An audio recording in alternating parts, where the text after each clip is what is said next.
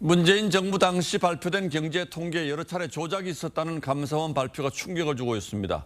여권은 통계 조작이라고 하고 야당은 감사 조작이라며 맞서고 있죠. 그런데 특히 부동산 통계 관련해서는 정부의 정책이 발표되던 시점에 주목할 필요가 있습니다. 그 이유를 따져보죠. 자, 홍영 기자, 부동산원과 민간인 KB부동산의 통계가 많이 달랐다는 건데 언제 얼마나 차이가 났습니까?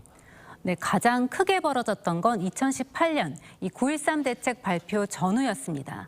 당시 문재인 정부는 강도 높은 대출 규제를 시행했는데요. 발표 직전 KB는 서울 아파트값이 일주일 전보다 1.2%나 올랐다고 발표했지만 부동산원은 0.45% 상승에 그쳤습니다. 이 대책 발표 직후에도 KB부동산이 집계한 주간 상승률에 비해 부동산원의 수치는 0.4%포인트 이상 낮았습니다. 예, 객관적인 수치 자체가 큰 건 아닌 걸로 느껴지는데 이 정도면 차이가 많이 나는 겁니까?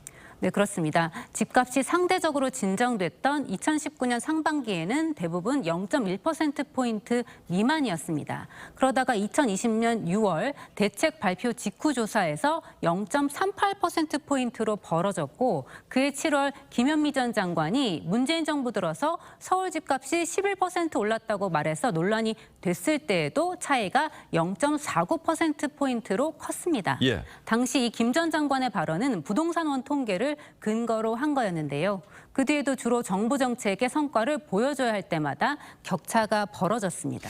예, 물론 감사원 주장과는 다릅니다만 이게 통계 기법상의 차이다 이렇게 주장하는 분들도 있더군요. 다른 정부 때와는 어땠는지 비교를 해봤습니까?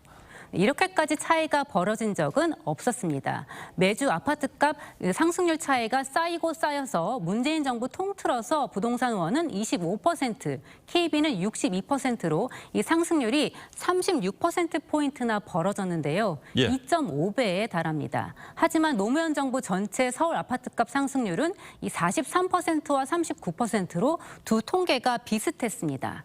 이명박 정부는 임기 5년 하락률 차이가 1%포인트도 되지 않았고 박근혜 정부 역시 큰 차이가 없었습니다.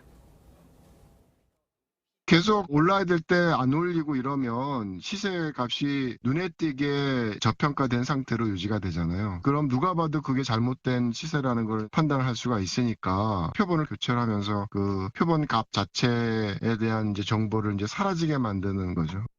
예, 결국 이유가 뭐였든 누군가 숫자를 만지지 않았으면 이런 통계가 나올 수 없다. 이게 감사원의 결론이죠.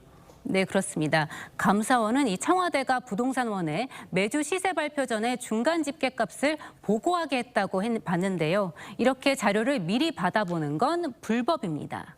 이 통계법 27조에서 3년 이하 징역으로 엄격하게 금지하는데요. 공교롭게도 이 법안은 19대 국회의원이었던 김현미 의원이 발의한 겁니다. 당시 김 의원은 통계 사전 유출은 통계 결과에 영향을 미칠 수 있다면서 이 법안을 냈었는데요.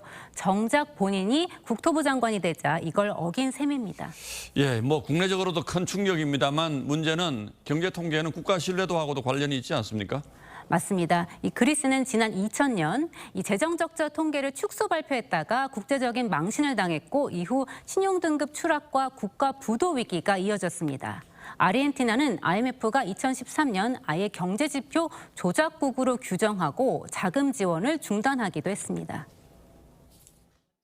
통계 자체는 절대적으로 독립성, 자율성이 유지돼야 되는 거거든요. 그러니까 정치인들이 통계를 감히 조작하거나 손대려고 하는 시도를 하지 말아야 돼요. 그건 완전히 후진국형입니다. 선진국에서는 절대 그렇게 할 수가 없어요.